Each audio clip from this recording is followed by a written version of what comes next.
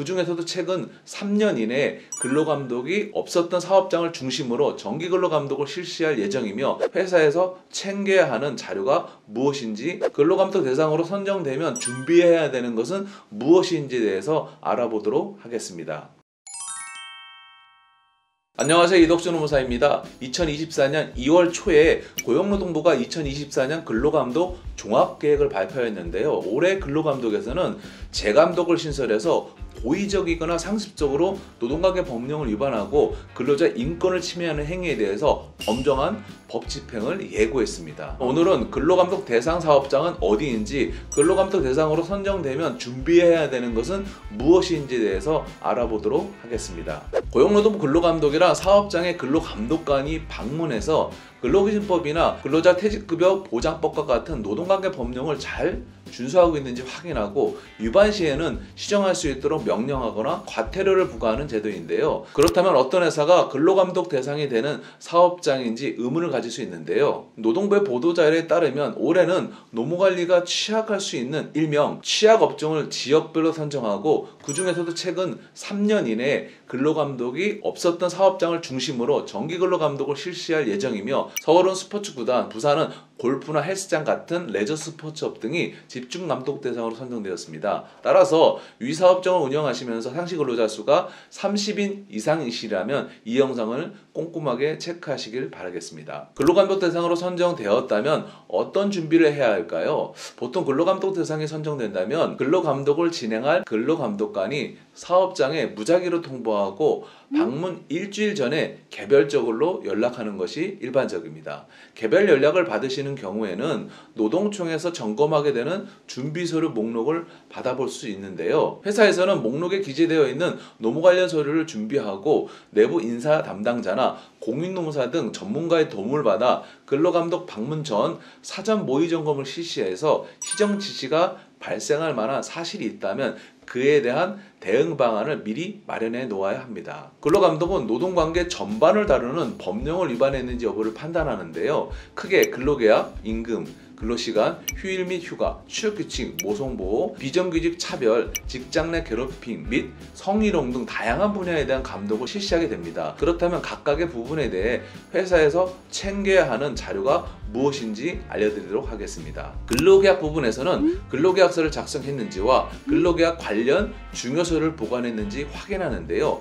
근로계약서의 작성은 고용 형태 관계없이 작성하여야 하므로 정규직은 물론 아르바이트생이나 일용직을 고용하는 경우에도 반드시 필요기재 사항을 명시해서 근로계약서를 작성하고 해당 근로자에게 교부하여야 합니다. 근로계약서는 작성뿐만 아니라 보관해야 할 의무도 있기 때문에 회사는 근로자 명부 등 근로계약에 관한 중요한 서류는 3년간 보관하여야 합니다.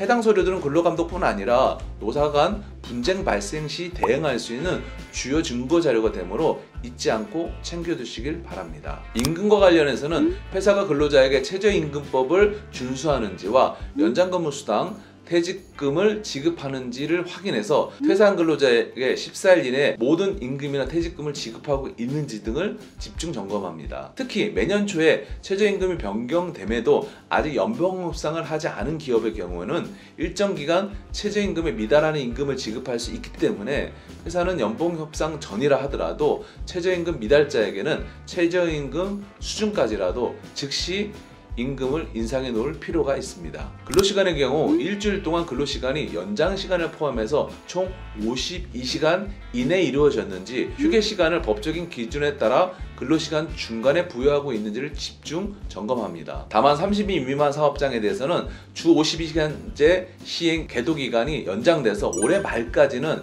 장시간 근로에 대한 정기 근로 감독은 이루어지지 않는다는 점은 참고하시기 바랍니다. 회사는 근로자에게 주휴일, 근로자의 날, 관공서 공휴일에 관한 규정에서 휴일로 정하고 있는 날에는 유급휴일을 부여해야 하는데요. 따라서 근로감독 시 법정 유급휴일을 제대로 부여하고 있는지, 휴일 근로에 근로한 사람에게 휴일 근로수당을 지급하는지, 대체휴가나 보상휴가를 실시하는 경우 근로자 대표와 서면 합의서를 작성했는지 등을 집중적으로 점검합니다.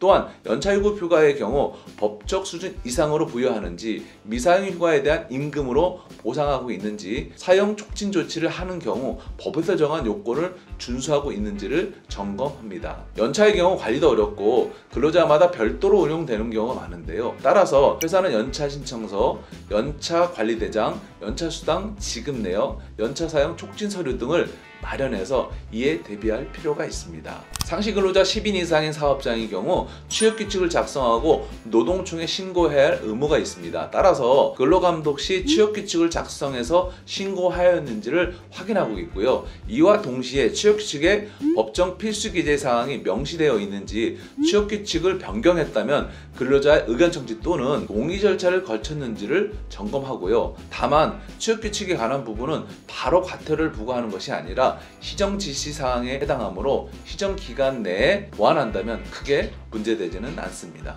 이 외에도 모성보호와 관련해서는 출산 전후 휴가 또는 유사산 휴가를 부여하였는지, 임산부에 대한 시간 외 근로가 이루어졌는지 등 전반적인 임산부와 모성보호에 관한 사항을 집중 점검합니다. 비정규직 차별과 관련해서는 조직도, 직원 명부, 업무 분장표, 임금 대장 등을 확인해서 비교 대상 근로자 간 차별적 처우가 있었는지 확인해서 차별 시정을 명령합니다. 직장 내 괴롭힘 및 성희롱 관련해서는 직장 내 성희롱 예방 교육을 정기적으로 실시하였는지와 피해 근로자에 대한 보호 조치와 행위자에 대한 처벌이 적법하게 이루어졌는지를 점검합니다. 다만 여기서 유의하실 점은 직장 내 성희롱 예방 교육과는 달리 직장 내 괴롭힘 예방 교육은 법정 의무 교육에 해당되지 않아 수행하지 않는 회사가 많은데요. 그럼에도 불구하고 근로기준법에서는 사업자에게 직장 내 괴롭힘을 예방하기 위한 조치를 할 의무를 부여하고 있다는 점은 기억하셔야 합니다. 만일 이러한 근로기준법에 따라 취업규칙 등에서 직장 내 괴롭힘과 관련해서 정기적인 예방교육의 실시를 정해두었다면 그에 따라 직장 내 괴롭힘 예방교육을 실시하여야 합니다. 이외에도 노사협의회를 적법하게 운영하고 있는지, 파견 근로자가 있는 경우 적법하게 사용하고 있는지, 산업안전보건법상 의무를 이행하고 있는지, 법정 의무교육 등을 제대로 받고 그 증거 자료 등을 남겨두었는지도 점검하게 됩니다. 털어서 먼지 안 나는 사람이 없다는 말이 있듯이 아무리 인사노무관리 체계를 잘 잡혀있는 기업이라 하더라도 앞서 말씀드릴 수 있는 수많은 점검 대상에서 벗어나기는 참 어렵습니다. 따라서 근로감독 점검이 있는 경우에는 꼭 전문가의 도움을 받아 과태료가 발생하지 않도록 대비하는 것이 중요합니다. 근로감독 대상이 되셨거나 근로감독에 궁금한 사항이 있으신 분들은 유튜브에 댓글을 남겨주시면 감사하겠습니다. 감사합니다.